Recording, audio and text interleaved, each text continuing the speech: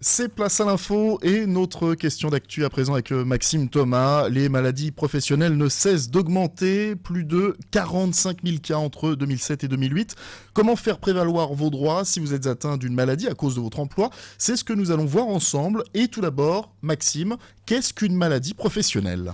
Une maladie professionnelle, c'est un trouble ou une maladie, conséquence directe de l'exposition d'un travailleur à un risque physique, chimique, biologique, ou qui résulte des conditions dans lesquelles il exerce son activité professionnelle. Alors le problème de cette définition, Maxime, c'est qu'elle est beaucoup trop imprécise, tant pour les juristes que pour les médecins.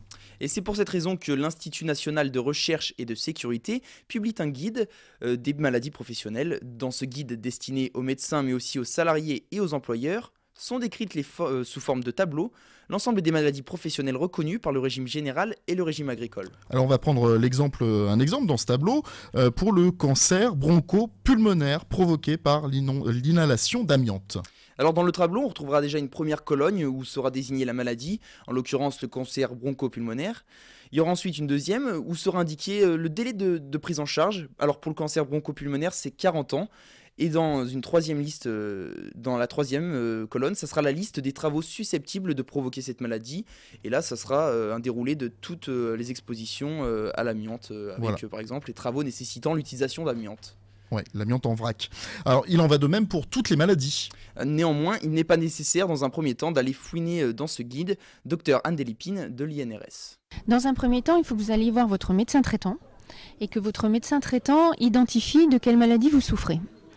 Dans un deuxième temps, de regarder si dans ces tableaux de maladies professionnelles, il existe un tableau qui prend en charge et votre maladie et la nuisance à laquelle vous la rapportez. Et dans le cas où il existe un tel tableau, vous pouvez faire une déclaration de maladie professionnelle auprès de votre organisme de sécurité sociale en remplissant un papier qui s'appelle la déclaration de maladie professionnelle, accompagné du certificat médical de votre médecin traitant qui décrit de quelle maladie vous souffrez. Et vous déposez le tout à votre organisme de sécurité sociale qui, lui, va s'assurer que vous remplissez bien les critères d'un des tableaux.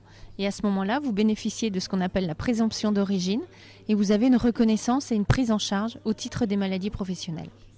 Maladies professionnelles en plein boom, les TMS, troubles musculo-squelettiques, tendinite de l'épaule et du coude, douleur au poignet, mal de dos. Les TMS représentent à eux seuls entre 80 et 95% des maladies professionnelles, Maxime. Les principaux secteurs touchés, l'agriculture, l'industrie, le commerce avec notamment les caissières, ainsi que l'hôtellerie.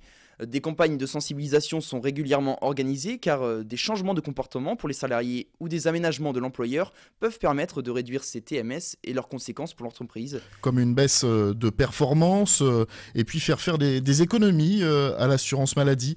Les TMS coûtent en effet 800 millions d'euros à cause des traitements, des hospitalisations ou des arrêts de travail. Et puis attention, il ne faut pas confondre, Maxime, maladie professionnelle et accident du travail. Celui-ci se produit à un instant et un moment précis. Et il est facile à démontrer, contrairement aux maladies professionnelles qui peuvent se déclencher de très nombreuses années après l'exposition aux produits toxiques. C'est le cas de l'amiante, du plomb et du mercure. Et si vous êtes arrêté à cause d'une maladie professionnelle, vous recevrez pendant les 28 premiers jours 60% de votre salaire, puis au-delà 80%, contre seulement 50% pour un arrêt de travail classique.